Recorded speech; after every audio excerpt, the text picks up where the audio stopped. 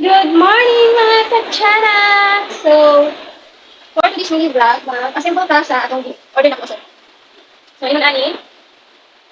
So, okay, haka. Charan! So, okay. So, siya pang kapil. Haba! Haba! O, kahit yakang tabon siya guys. Tabon siya mga kasanak na with zipper.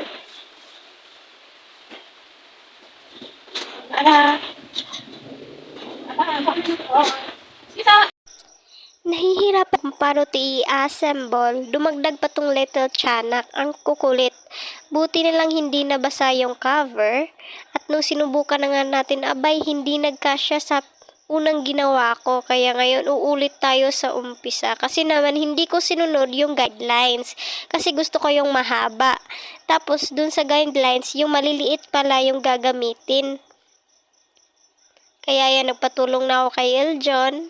Tapos merong isang makulit. Tapos nagpatulong ako kay Eljon, pero ako yung nagtuturo sa kanya kung anong stick ang dapat gamit. Marunong naman pala ako, pero nagpatulong pa ako at hindi ko sinunod yung guidelines nung una. Kasi gusto ko maiba.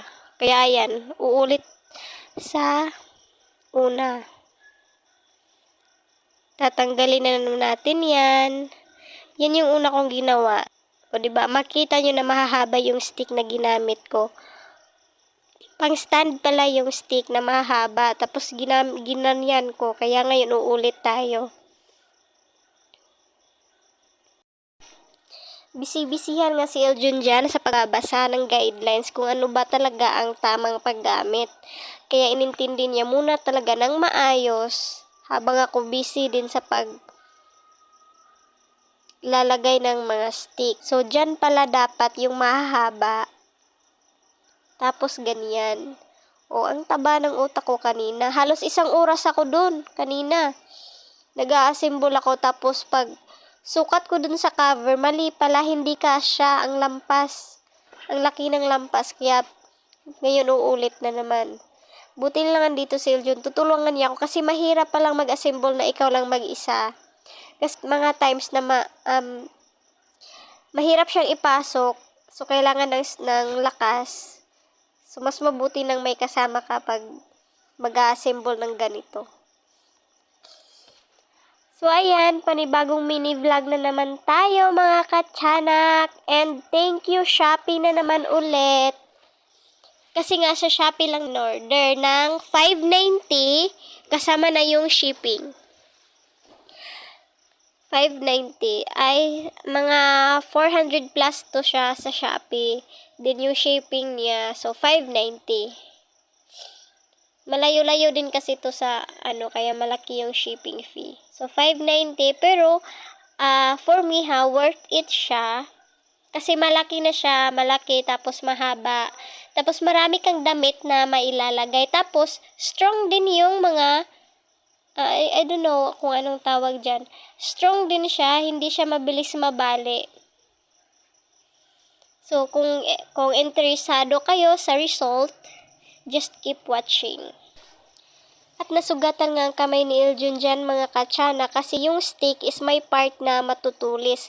Kaya kailangan din nating mag-ingat habang nag-a-assemble nito. Pagpasensya niyo na pala yung boses ko today kasi may sip-on ang mami tiyanak niyo. Kaya feeling sick ako today. At ayan, may mga little tiyanak na nandidisturbo sa ginagawa ko. Enjoy na enjoy sila sa pagkikipag-anuhan dyan, oh. Gustong gusto nila dyan tumatambay. Kita nyo naman, oh. Feel na feel niya ang paghiga-higa dyan. Habang ako busy, tapos siya nagpapabigat. Yan pala si Luffy. Enjoy na enjoy siya, nakikipag-chismisan sa akin.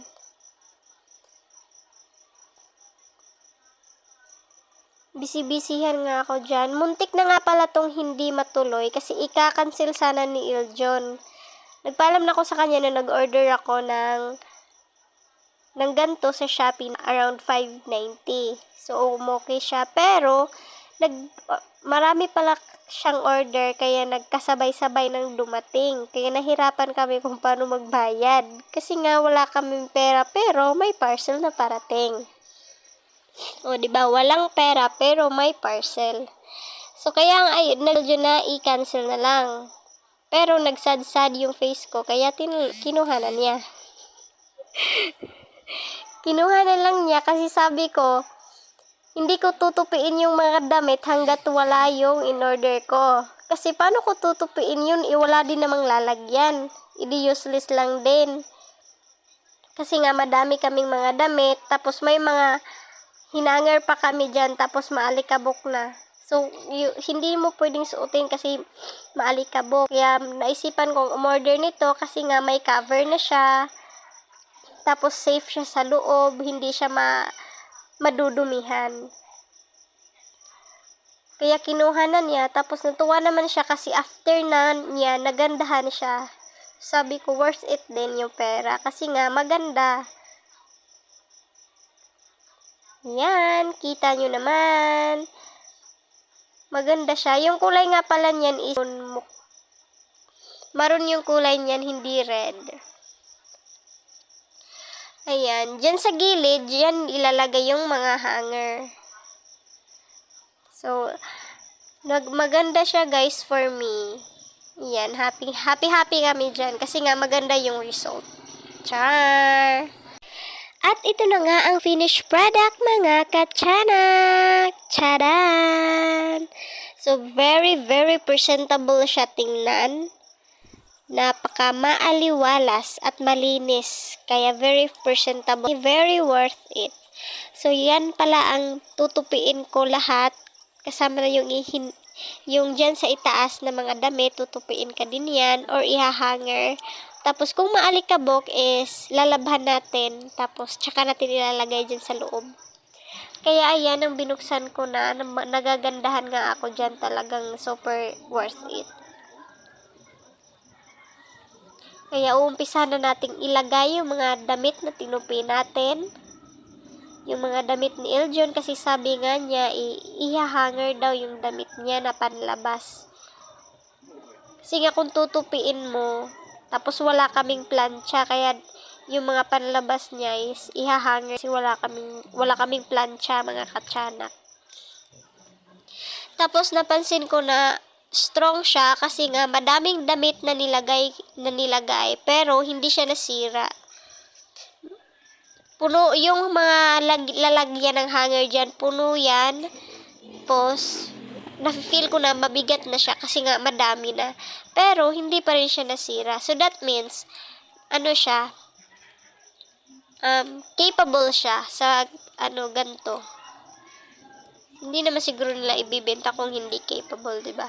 So ayan, nilagay ko yung mga habol, towel, mga sheets.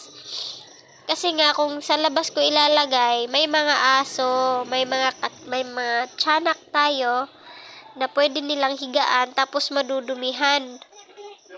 Kaya sinadya ko talagang mag-order yan. Actually, matagal na yan naka-add to cart. Ngayon ko lang na-order kasi nga ngayon lang nagkaroon ng konting pera. Kaya ngayon lang na-order. Yan yung nilagay ko dyan sa basket is lalabhan natin yan kasi nga maalikabok.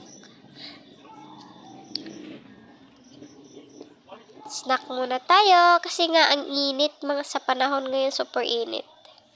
Tapos eto na, o 'di ba? Madami na yung damit na yan, guys. Mukha lang kung titingnan pero marami na yan. Tapos mabigat na yan ha, kaya very worth it for me. Bye-bye.